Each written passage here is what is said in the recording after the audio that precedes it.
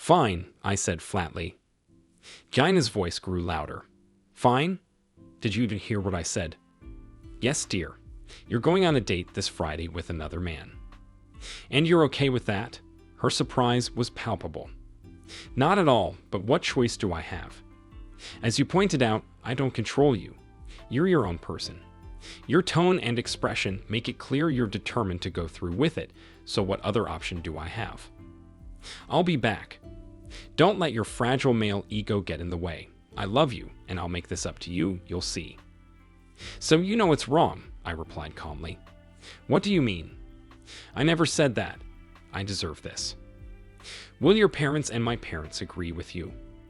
Gina looked down, unable to answer, clearly indicating guilt. I let the silence linger, knowing she was wrestling with her conscience. You know, and I know they won't. You admitted what you're doing is wrong when you said you'll make it up to me. What? When? Why else would you need to make it up to me? If it were just lunch with friends or a haircut, there'd be no need. You said it because you know it's wrong, and that makes you an unethical person. Her uncertainty seeped through in her voice, but you said I could do it. No, I never did, and I never will. I only acknowledged that I can't stop you. I do not approve. I wish you would stay with me or go out with me. We could go to the same restaurant and the same club afterward. But it's not about the meal or the dancing, is it? It's about the company you prefer, and that company isn't me. You want him, right? Once more, she lowered her head in silence. What's his name, anyway? It's not important. Fine, I won't argue about that. Just know this. I don't want you to go with Mr. P. Hound, and there will be consequences if you do. What consequences? Like you and Mr. Hound, I won't say. You're not just beautiful, you're intelligent too. I've told you that countless times, not because I have to, but because I mean it. I'll leave it to you to figure out the consequences of choosing him over me. You're bluffing. You love me. You always give me what I want. Well, I want this, and like I said, I'll be back, and we'll love each other and grow old together. I can't stop you from making foolish choices, but you've been warned. You're on your own. With that, I grabbed my keys and left before she could say another word. The atmosphere in the apartment throughout the entire week was undeniably frosty. Thursday night, I gathered my belongings and relocated to the guest room. What's going on, Felix? She questioned. Pausing with a handful of clothes, I regarded her with a hint of exasperation. Looks like I overestimated your comprehension. What do you think I'm doing? Are you leaving? She asked, a hint of concern in her voice. Yes, my wife wants to pursue other relationships. Do you honestly believe I'd share a bed with a woman who's straying? Not a chance. Her tone took on a mocking, childish lilt. You're such a little boy, afraid your little ego will get hurt. Without a word, I placed the clothes in the spare closet and returned for another load. So now you're punishing the big bad witch with your silence, she smirked. Can you see how pathetic you are? Consequences was my only retort. She couldn't claim ignorance, she'd been warned. Friday afternoon, I left work early and headed to an upscale unisex salon, treating myself to a professional contemporary haircut, a precise straight razor shave, and a subtle manicure. No flashy nail polish, though. Next door, at the men's clothing store, I selected a smart casual button-down shirt, pants, and jacket. While I briefly considered new shoes, I reasoned that fresh kicks and dancing might not mesh well, so I passed on that idea. On the way home, I swung by the car wash for a thorough deep clean, leaving my truck looking immaculate. Back at home, I took a refreshing shower. As I heard Gina arrive and head for her own shower, I descended to the living room and waited. Half an hour later, she descended in a new little black dress I hadn't seen before, revealing a tantalizing glimpse of cleavage.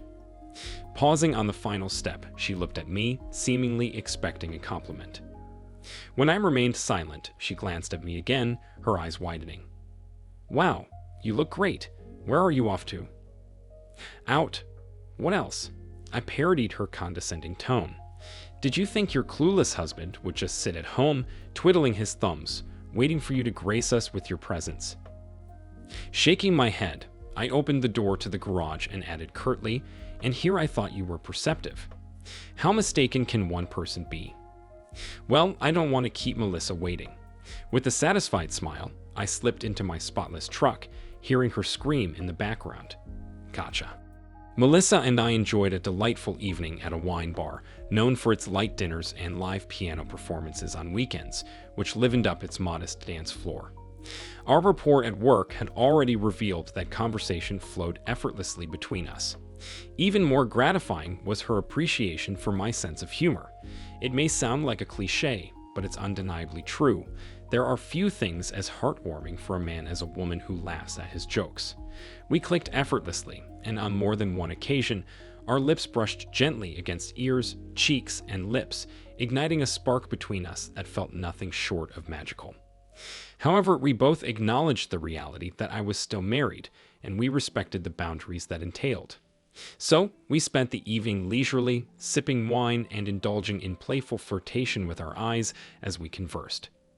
As I dropped Melissa off at her apartment, she did me a favor by dabbing a drop of her perfume on my shirt and leaving traces of her freshly applied lipstick on my collar, neck, and cheek.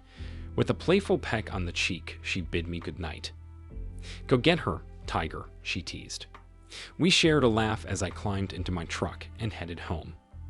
It was barely 10 when I strolled into the Big Chill. "Where the hell have you been?" Gina demanded. "None of your business," I retorted, unfazed. "You never disclosed where you went with your mysterious Mr. P-Hound.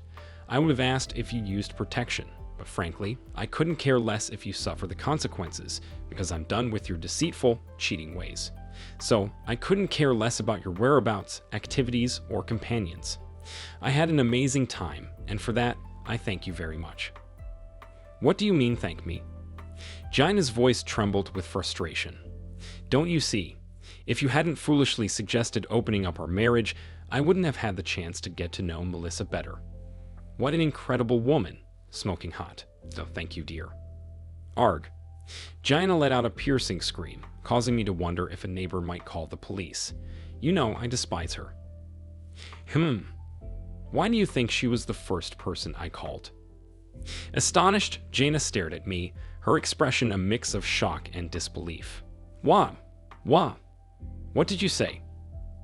"Once again, I seem to have overestimated your intellect. Pull yourself together for a moment. This isn't rocket science. You decided to reject me and flaunt it by dolling up for some anonymous jerk, wearing outfits you've never worn for me, and now you're surprised that I followed suit. You altered the terms of our marriage against my wishes, and I simply mirrored your actions. The only difference is I had the decency to tell you who I went out with. For some strange reason, you're too ashamed of your partners to reveal their identities. So, Ms. Rocket Scientist, what exactly is your issue?" The wind was knocked out of Gina's sails, and tears welled up in her eyes. Without giving her a chance to respond, I pressed on. "Let me guess, Jack Robinson didn't sweep you off your feet like you'd hoped." Another squeal, this time filled with anguish, pierced the air, accompanied by hands clasped over her mouth. "How did you find out?" Jenna exclaimed. In a tone reminiscent of a game show announcer, I declared, "And once again, your intellectual shortcomings are laid bare for all to see. Consider, if you will, you work in an office with at least 10 other women, and Jack is renowned as the biggest womanizer in the world. Everyone there knows who's involved with whom, and gossip runs rampant. You used to partake in it as well. So, my dear, did you truly believe you'd be an exception? For over a month, several of your supposed friends have been informing me of your susceptibility to Jack's charms, suggesting you were not only falling for his manipulations, but actively seeking them out. Googly eyes, as one of your coworkers put it. Who knows? Perhaps he left her for you. Hell hath no fury, and all that. Word on the street was that tonight was the night he intended to claim you as his own, with a room reserved at the Marriott. Apparently, he prefers the Marriott for the initial encounter, followed by Motel 6 or the woman's residence. Were you unaware of that?" Her widened eyes betrayed her shock and dismay at being exposed as naive, gullible, and an easy target. Tears streamed down her face. "Oh, Felix, I'm so sorry. You're right, I've been such a fool. How can you stand to be married to such a stupid woman like me?" "Ah, Jaina, here's the good news. I don't have to. I don't need to remain married to your foolish, promiscuous self. Divorce papers will be served to you tomorrow morning. We're only renting this house, and we have 3 more months on the lease, so you can either renew it or use the time to find something more suitable." Her voice trembled as she asked, "Where will you go?" "Melissa has offered me a place to stay while I sort things out. She has a spare bedroom she's using as an office. Once the divorce is finalized, she suggested we explore more favorable terms. Very promising ones, I must say. I'm looking forward to delving into them further. Everything else you and I have, we'll just split down the middle. Now you can sleep with whoever you want, and you won't have to endure the reproaches of a wimpy husband. I hope Jack is worth it." Epilogue. I convened with some of the other husbands who fell prey to Jack, also known as Mr. Hound. One evening after dinner, he discovered his car vandalized, windows shattered, paint scratched, baby excrement smeared on the seats, wheels stolen, and various other damages. As he assessed the destruction, 3 masked assailants, all clad in black, silently robbed him and subjected him to a severe beating. The police were confounded as to why the attackers, seemingly after his wallet and counterfeit Rolex, would also inflict such brutal injuries to his groin. With no witnesses and the parking lot cameras defaced, their investigation hit a dead end. Meanwhile, the 4 spouses of his victims were engaged in a poker game at one of their homes. Upon his recovery, Jack relocated out of state. His whereabouts remain unknown and largely irrelevant. Jaina, having secured an apartment, eventually moved out. Upon realizing my contentment with Melissa, she too departed for another state. Our paths never crossed again. I stayed with Melissa for a period, but we mutually agreed that short-term enjoyment didn't necessarily equate to long-term compatibility. Consequently, I found a townhouse nearby and settled there. As time passed, I grew older, wiser, and more physically fit. I forged a strong connection with a fellow member of my gym.